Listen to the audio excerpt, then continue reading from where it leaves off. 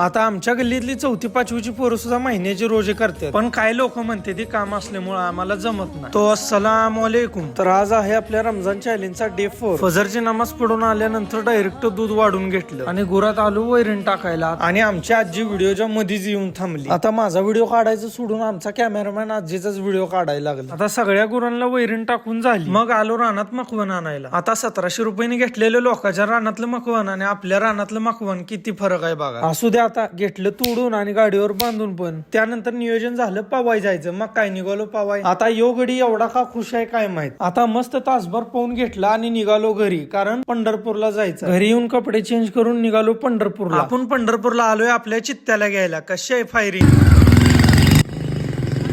एकदम खतरनाक. माघारी जाता जाता गाड्याला एक ग्लास ज्यूस पाजला आणि आलो घरी. आणि घरी येऊन जी झोपली होती डायरेक्ट इफ्तारीच्या टायमिंगलाच उठलो. तर आजच्यासाठी एवढंच. भेटूया डे 5 मध्ये.